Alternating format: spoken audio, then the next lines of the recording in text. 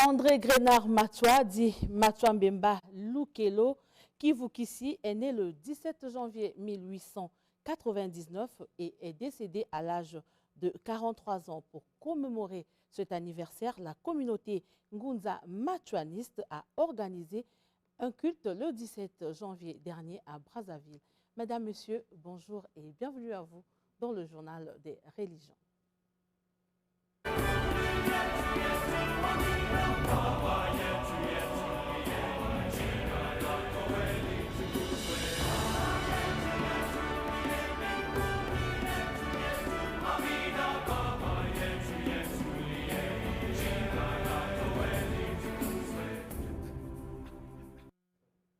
Voilà, notre premier invité, c'est le pasteur Ange. Bienvenue à Luna de l'église La Vie en Jésus-Christ. Pasteur, bonjour. Bonjour madame la journaliste. Comment est-ce que vous allez? Vraiment très bien par la grâce de notre Seigneur. D'accord. La grandeur de Dieu, pasteur, vous l'avez évoqué le dimanche dernier et ce matin, vous revenez sur le même sujet et nous retiendrons principalement qu'il y a 3 types de grandeur, à savoir la grandeur de Dieu, celle des hommes et celle du diable. Quelle différence existe-t-il entre ces 3 grandeurs? Merci beaucoup. J'aimerais d'abord énumérer une petite chose. Et quand on parle de la grandeur, dans la nature, c'est l'étendue, la taille en hauteur et en longueur. Et lorsqu'on parle de la grandeur dans le spirituel ou au sens figuré, c'est l'honneur, la célébration et une vie de respect. Alors, revenons maintenant à votre question. Sachons-le que selon 2 Corinthiens 4, le 18e verset, les choses visibles sont passagères et les choses invisibles sont éternelles. Alors, la différence entre la grandeur de Dieu et la grandeur des hommes ou la grandeur du diable, nous devons connaître que toute vraie grandeur vient de Dieu et entraîne à des responsabilités. Et la Bible nous le confirme dans le psaume 75, le 7e verset. Et la Bible dit que l'élévation ne vient ni de l'Orient, ni de l'Occident, ni du désert, mais l'élévation vient de l'Éternel qui fait les cieux et la terre. Donc, toute vraie grandeur provient de notre Dieu et c'est lui, Dieu, qui élève. Alors, écoute ce que nous dit cette même parole. Et lorsque Jacques nous dit, Jacques chapitre 1, le 17e verset, Jacques dit, toute grâce excellente, tout don parfait vient d'en haut du Père des Lumières, chez lequel il n'y a ni changement, ni ombre de variation.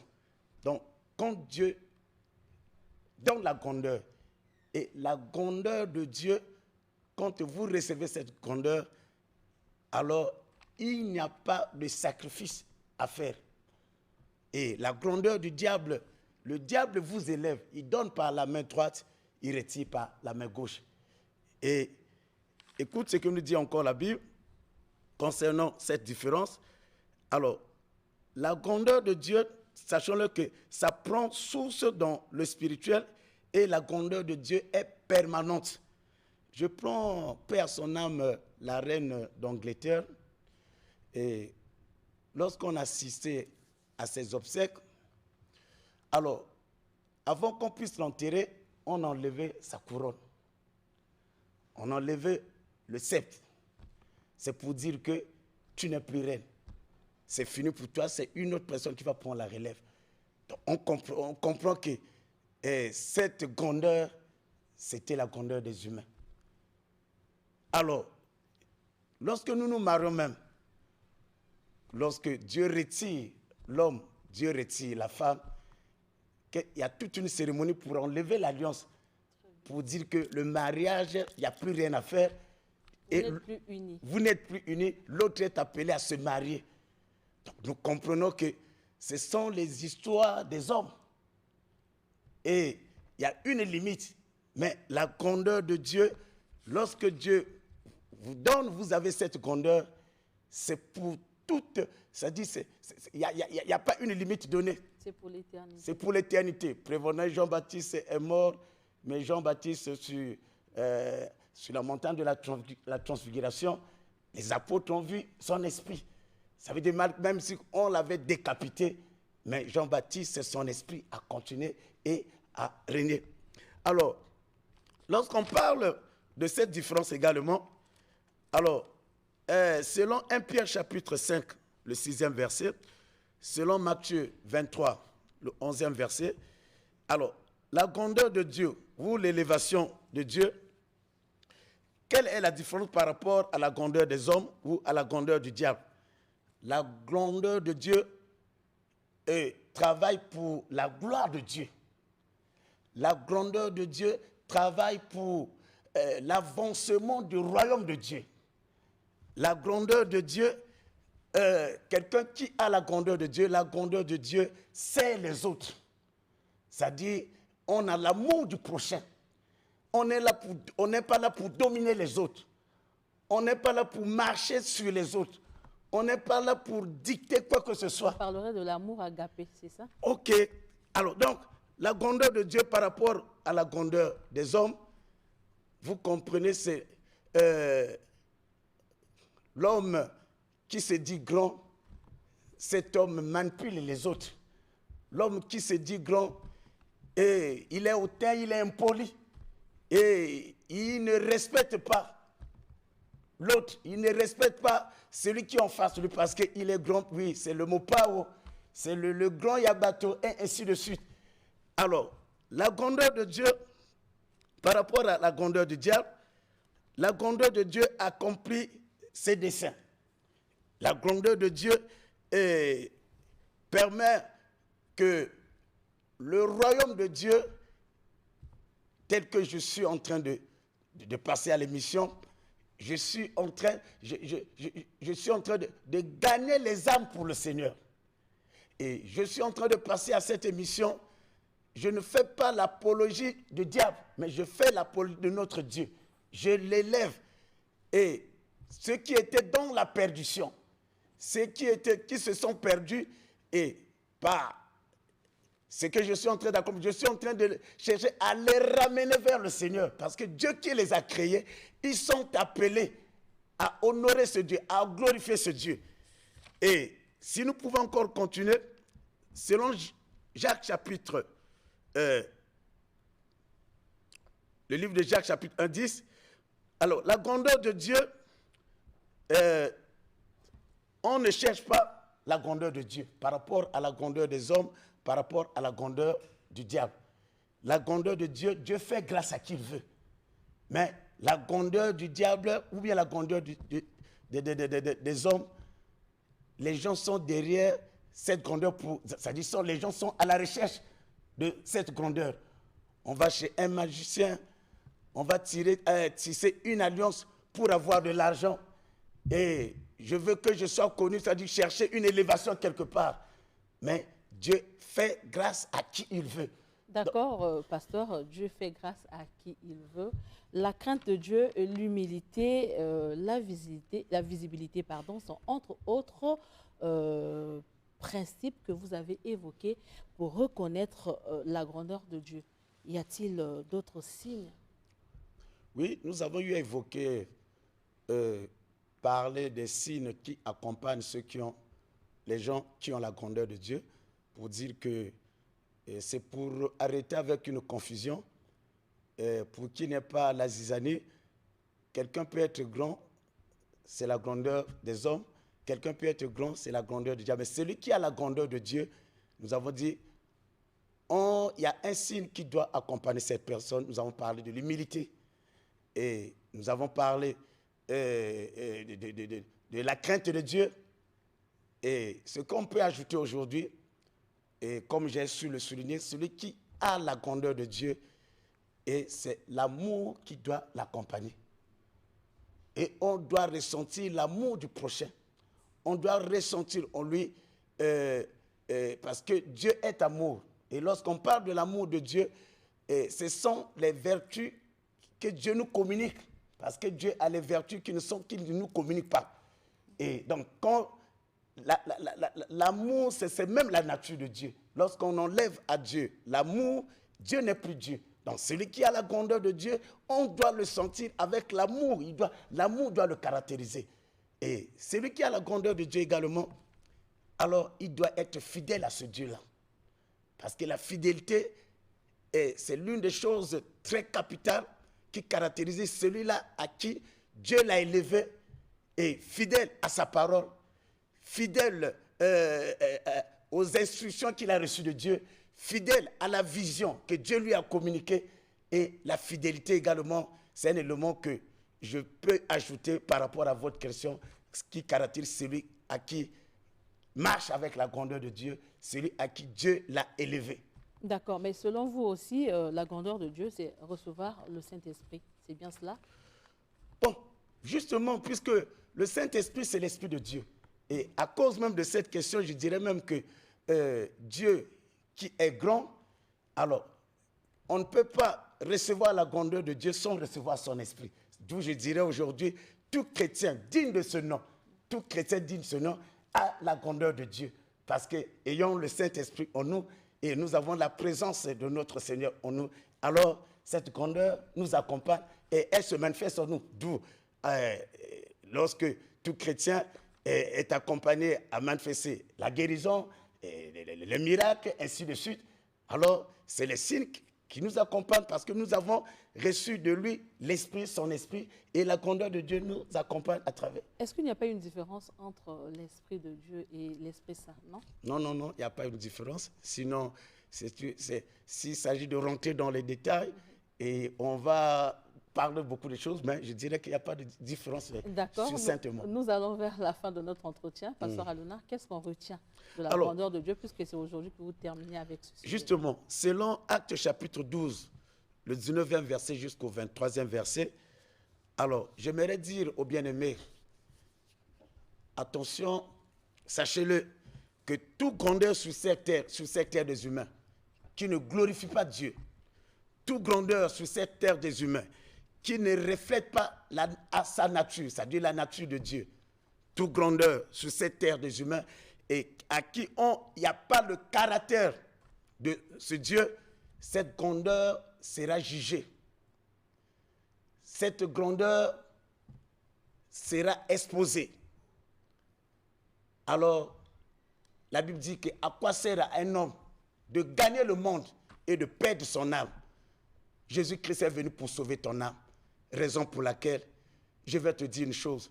Tu viens d'entrer dans 2023. Aujourd'hui, nous sommes le 22.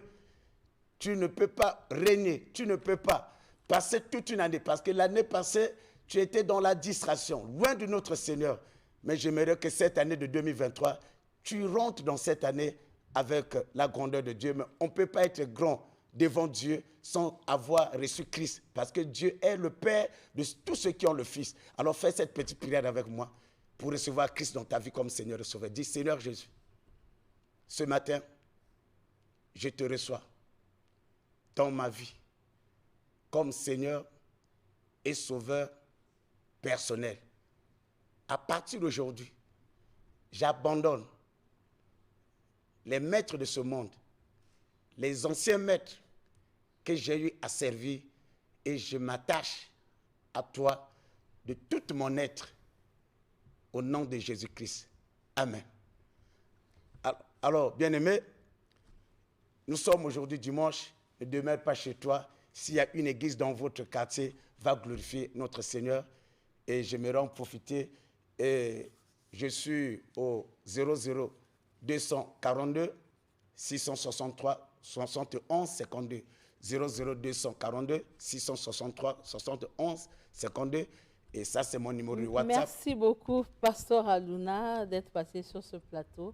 Et je vous dis à très bientôt. Merci beaucoup, Madame la journaliste. Peuple du Studio 210, merci. Peuple du Studio 210, je vous propose de suivre Nazali Moindo, une chanson de sensibilisation et d'éveil des consciences de la race noire et de son développement spirituel, comme prophétisé par le prophète Simon Kimbangu Kiangani.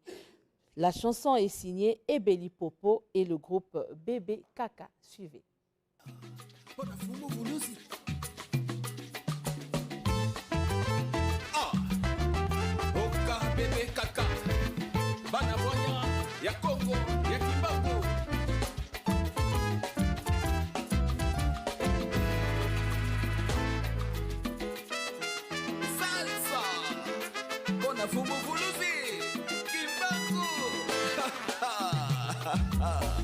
Nazali moindo, Nazali moindo, Nazali moindo, Nazali moindo.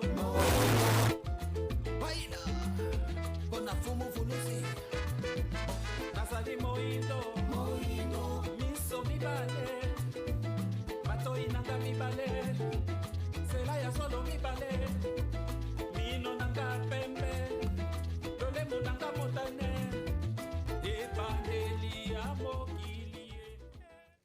Voilà, dans la suite du journal des religions, avec moi sur ce plateau, Tiburce Ndebokolo, guide spirituel des Zaïniens.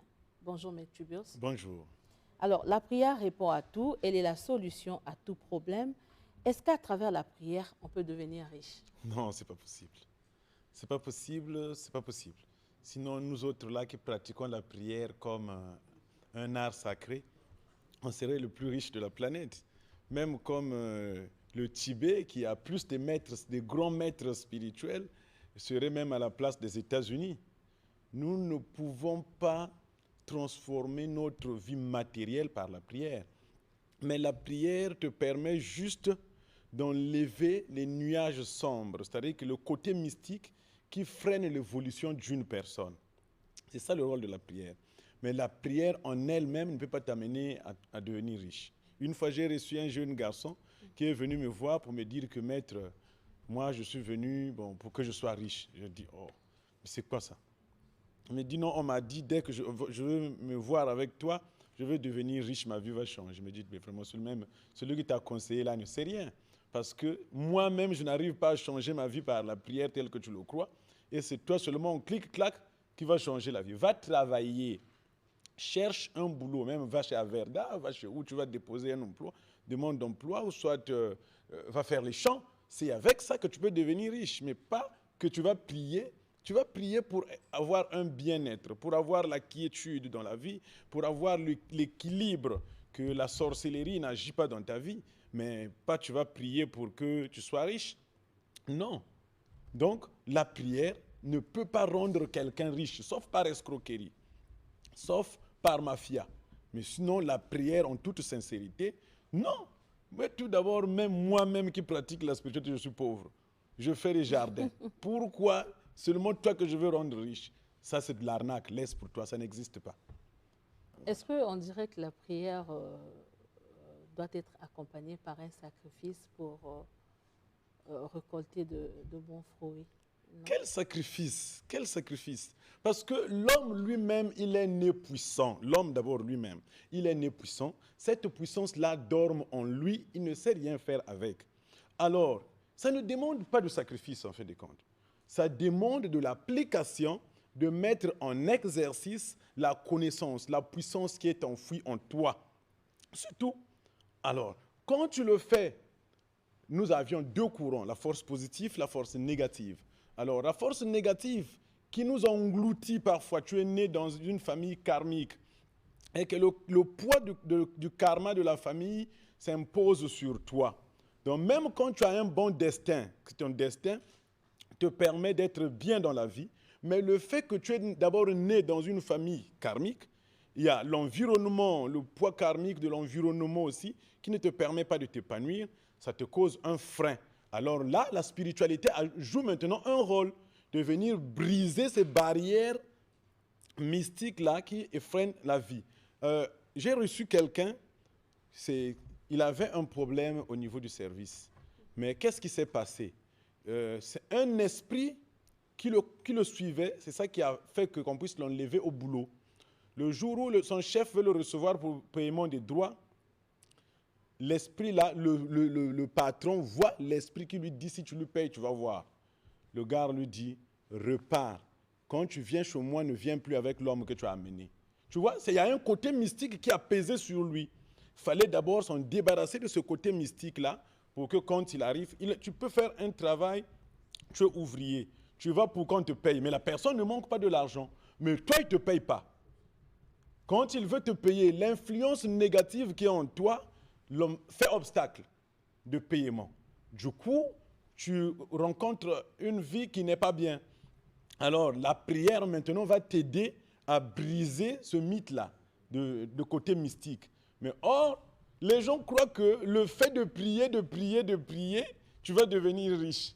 Alors, c'est faux en fait des comptes. Le but de mon message, c'est de faire comprendre aux gens que non seulement qu'il faut prier pour enlever les nuages sombres, mais plutôt, il faut travailler physiquement.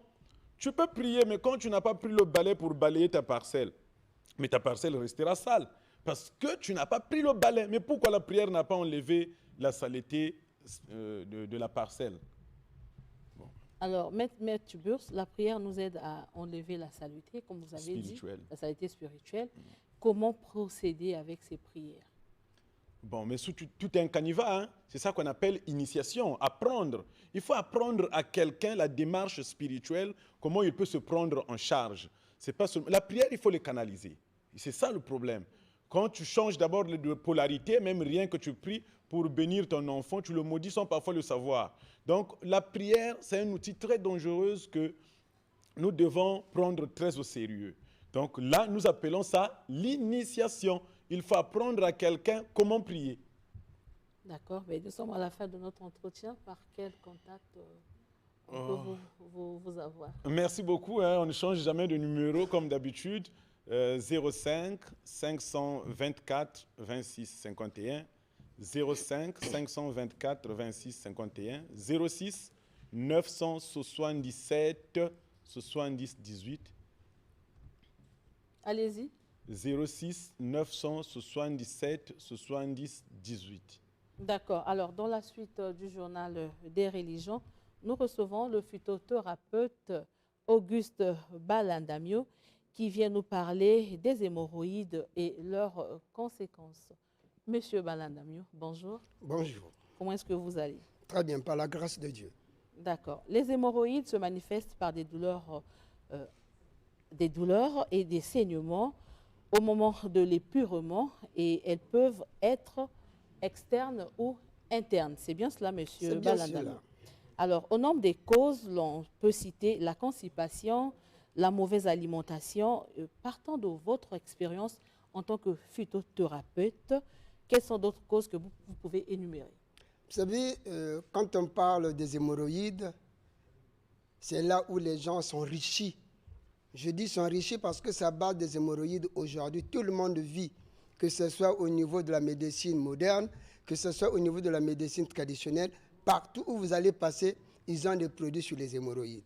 Or, les hémorroïdes, dans les normes scientifiques, c'est ce qu'on appelle des tumeurs vénéqueuses qui constituent le dysfonctionnement. Non, qui constitue, pas la dilatation des veines de la paroi rectale. Mais qu'est-ce qui se passe? C'est un problème de l'appareil digestif, et l'appareil digestif est constitué des intestins. Dans les normes, les hémorroïdes, c'est les troubles intestinaux. Pourquoi on parle des troubles intestinaux?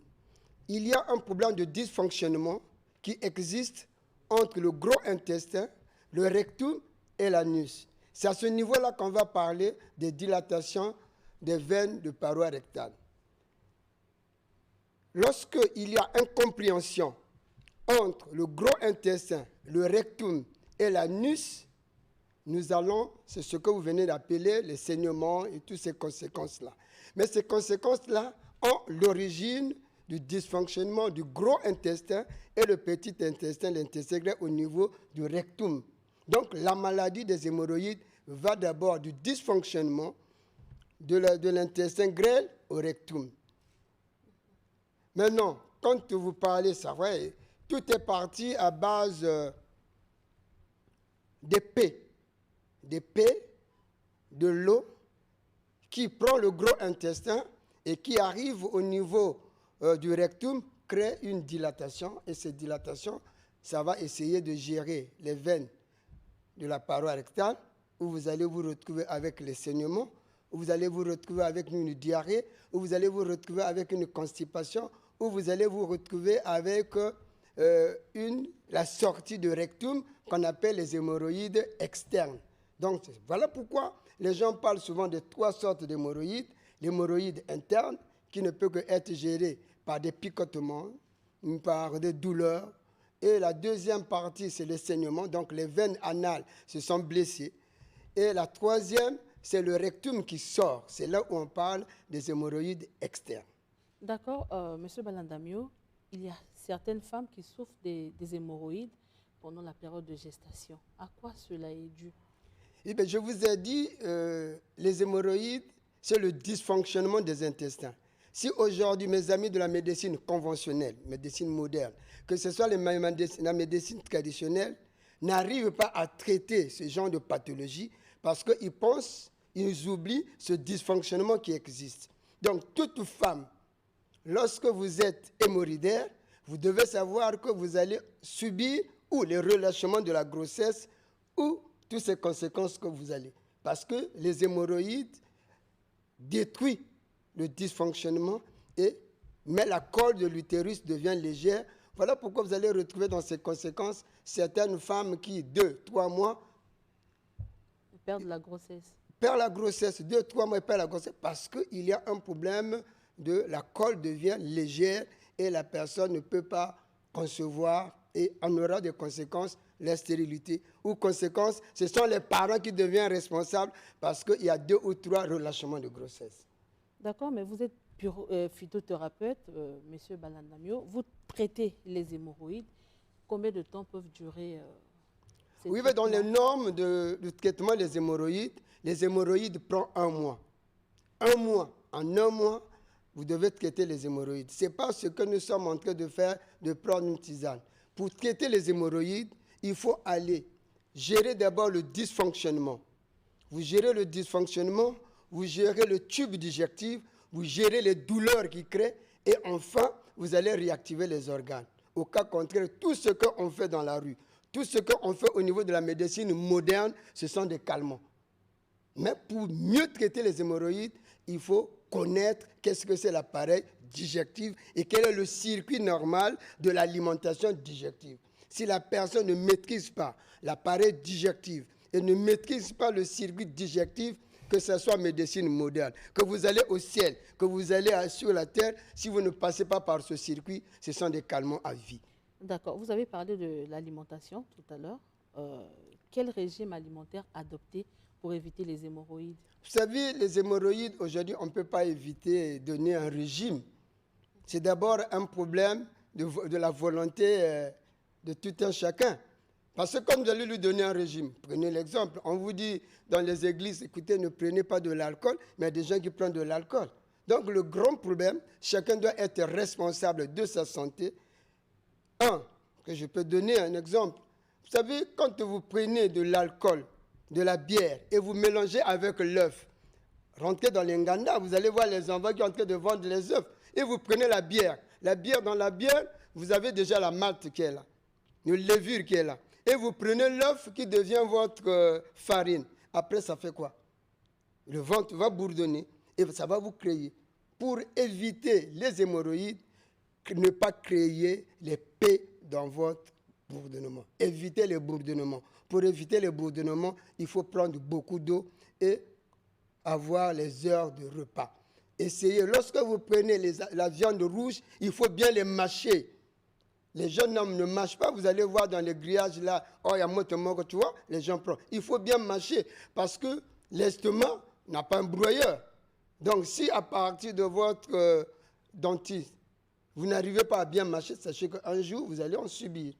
Donc, voilà pourquoi on parle de l'alimentation. C'est de bien mâcher votre chose et prendre également beaucoup d'eau pour éviter que vous ayez des troubles gastro-intestinaux qui seront des troubles qui va vous amener à beaucoup de pathologies secondes parce que quand on parle des hémorroïdes, c'est l'appareil digestif qui est malade et cet appareil digestif englobe 27 malades seuls. Mais les gens ne voient que les hémorroïdes. Alors vous avez 27 maladies sur le tube digestif. Alors, est-ce que le vin rouge ou le vin blanc est interdit à une personne? Non, à une personne qui prend les hémorroïdes, vous faites le vin rouge, c'est un vin alimentaire. Donc, c'est un vin de table. Donc, il est interdit à ne pas abuser avec le vin de table. Donc, il faut le prendre pendant le repas parce que c'est un vin de digestion. Mais quand vous le prenez à votre propre gré, et que là vous terminez un carton, 2 cartons seuls, mais vous avez le sang qui est là. Hein, c'est le rouge, donc capable d'aller créer des dilatations au niveau des veines de la paroi rectale. Voilà pourquoi il faut savoir prendre le vin. Le vin est digestif, il faut le prendre au moment de repas, dans les bonnes normes. D'accord. Et qu'est-ce qu'on retient de notre sujet de ce matin sur les hémorroïdes? Sur les hémorroïdes, pour ce matin, je voudrais dire à tout le monde, au niveau national, au niveau international, qu'on ne peut pas traiter les hémorroïdes si vous ne maîtrisez pas l'appareil digestif. Donc, évitez, il faut aller vers les spécialistes qui maîtrisent l'appareil digestif au lieu de vous prendre, de faire l'automédication.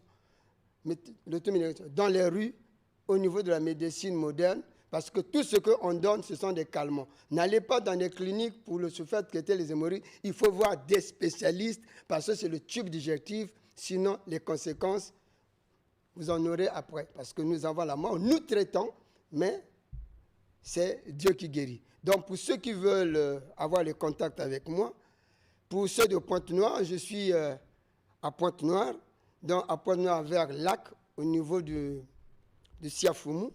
Vous appelez le 06, le 913, 01, 55, donc Pointe-Noire, 06, 913, 01, 55.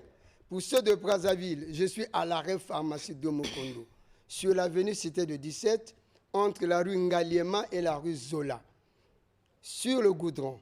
Mes numéros de contact, c'est le 05 526 15 07, 05 526 15 07 et le 06 695 35 20, 06 695 35 20. Je vous remercie. Merci à vous également. Merci. Dans la suite du journal, après les cantiques kimbonguistes inspirés, une Bible chantée, et l'écrivain Boniface Oko a mis à la disposition des lecteurs son deuxième ouvrage intitulé « La Bible selon l'interprétation kimbonguiste », paru aux éditions Alliance Congo. Cet ouvrage de 237 pages a été présenté et dédicacé hier samedi à la Maison Russe.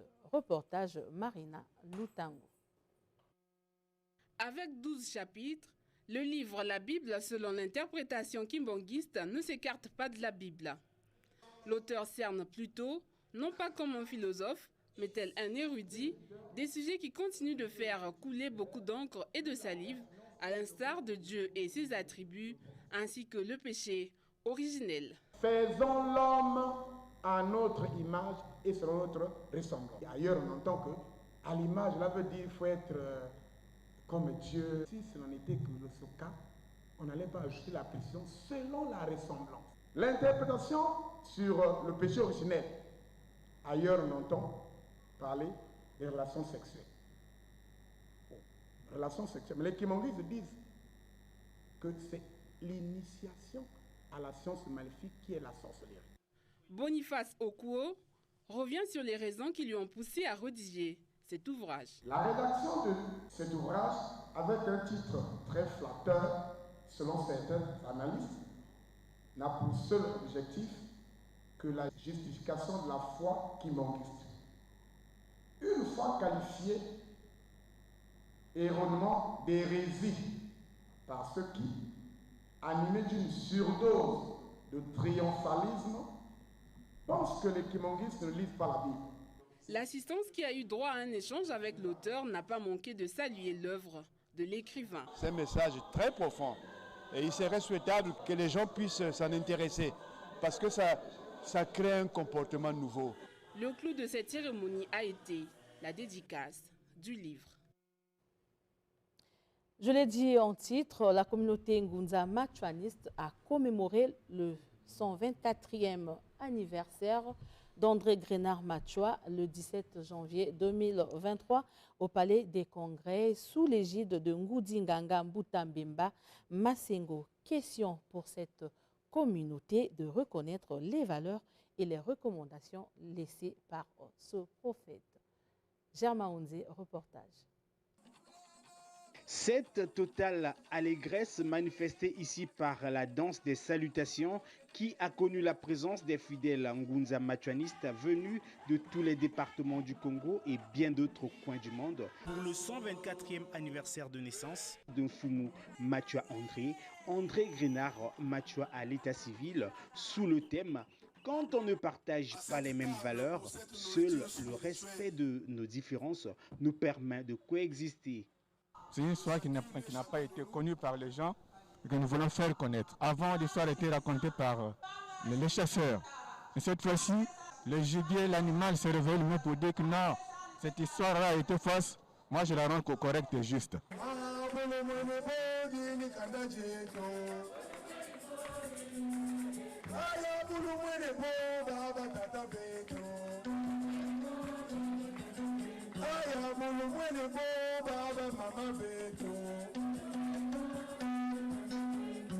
Au cours de cette cérémonie animée par des chants chorales sous l'égide de Ngundi Nganga Mbutamasengo Mbemba, qui est revenu sur l'historique de Mfumu Machua. Nous, on essaie d'expliquer la vision de Machua, sa vision spirituelle. Chacun, quand il vient, il veut défendre son pays, il veut défendre aussi sa façon de prier. Et nous aussi, on doit avoir cette prise de conscience pour dire que pourquoi on va toujours imiter les autres, même si on nous a embrouillés pendant des siècles, on peut quand même se ressaisir. Quand vous perdez, repartez à la croisée de chemin. Mfumu Machua, c'est le Kivu Kisi, c'est-à-dire le sauveur annoncé par Kipavita et Mfumu Kimbangu a indiqué Ngundi Nganga Mbutamasengo Mbemba. Voilà, le tour est à vous, Maître Anaël, bonjour. Bonjour. Vous madame. êtes le guide de l'ordre du groupe des veilleurs silencieux, c'est bien cela? Tout à fait. Alors, avec vous, nous évoquons le sujet, la richesse intérieure illimitée, c'est ça? Tout à fait. D'accord. Alors, pour vous, la richesse intérieure est immatérielle et c'est aussi l'ensemble des valeurs et des principes que l'homme a pour se définir dans la société. Que voulez-vous dire par là? Vous savez que la notion de la richesse a été considérée fort longtemps comme étant un mystère. Voyez-vous, l'argent, la richesse, le bonheur sont considérés pour les Africains surtout comme étant un mystère. Dans le fond, ce qu'il faudrait retenir, c'est que la richesse ne devait pas être considérée comme un mystère parce que nous sommes tous nés riches. Et c'est ça que cette assertion n'est pas peut-être connue, mais c'est une vérité indubitable et incontestable que nous sommes tous nés riches. Il n'y a pas de pauvres, parce que la pauvreté n'est qu'un état d'esprit. Et c'est ça qu'il faut faire comprendre aux gens. La richesse aussi n'est qu'un état d'esprit.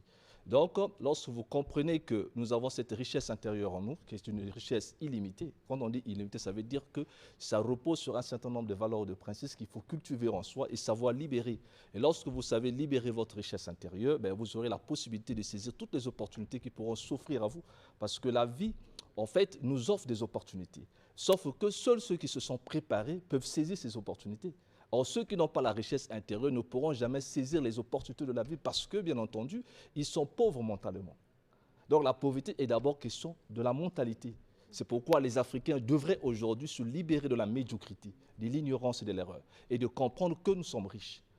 Et comment pouvez-vous expliquer, par exemple, que ceux qui viennent d'ailleurs viennent s'enrichir chez nous? Tandis que chez nous en Afrique, nous avons nos terres sont riches, mais parce que ces gens-là viennent avec une richesse intérieure. Et quand ils arrivent chez nous, ils exploitent. Évidemment, ils saisissent les opportunités qui se trouvent chez nous. Tandis que nous-mêmes, les Africains, nous n'arrivons pas à prendre conscience que nous sommes nés riches. Et si nous avons dans cette richesse intérieure, il faut apprendre simplement à libérer la richesse intérieure. Et lorsqu'on sait libérer la richesse intérieure, on peut vivre le bonheur au quotidien. Alors, tout le monde naît riche intérieurement. Oui. Et c'est tout un processus pour le matérialiser. Qui consulter à ce moment-là? Est-ce qu'il faut voir un coach ou un maître spirituel, un prêtre? Voilà. Bon, forcément, il faut voir quelqu'un qui a une expérience là-dessus, qui connaît les clés de la richesse intérieure. Ce n'est pas forcément tous les maîtres qui connaissent les clés de la richesse intérieure. Et encore, il faut savoir comment est-ce qu'on crée de la richesse. Parce qu'il faut comprendre que la richesse, ce n'est pas quelque chose qui tombe du ciel. C'est quelque chose qu'on crée. On peut créer de la richesse. Et lorsque vous savez créer de la richesse, ça va générer des profits. Or, la plupart des temps, c'est que les gens ne savent pas créer de la richesse parce que les gens dépendent dans le hasard. La plupart des gens pensent qu'on peut devenir riche par hasard, ou qu'on peut devenir riche par des fétiches ancestrales, ou qu'on peut devenir riche par la volonté d'un dieu. Dans le fond, il n'y a rien. Parce que la richesse, c'est quelque chose qui est lié aussi au pouvoir de la volonté, au pouvoir de l'imagination créatrice. Et donc, on ne sait pas exploiter toutes les richesses qui se trouvent à l'intérieur de nous, c'est pourquoi nous souffrons. Et lorsqu'on vient consulter quelqu'un, par exemple, qui s'y connaît dans la richesse intérieure, comme Maître Anaya, par exemple, voilà pourquoi j'ai écrit ce livre, Un nouveau regard sur l'argent, où j'explique comment libérer sa richesse intérieure et comment est-ce qu'on peut se rendre maître de son destin. Parce qu'en réalité, on n'est pas censé subir le destin. Parce que le destin n'est qu'un mot pour ce dont l'homme est en grande partie lui-même responsable. Et comme j'ai l'habitude de toujours le dire, la pauvreté n'est que le résultat de l'ignorance de l'homme sur la dure bataille de l'existence. Et chacun de nous est né riche. Et il est temps qu'aujourd'hui, que les gens libèrent la richesse qui se trouve au-dedans d'eux pour profiter de ce peu de temps qui nous reste à vivre sur la terre. Maître Anaya, il y a une question qui me vient à l'esprit.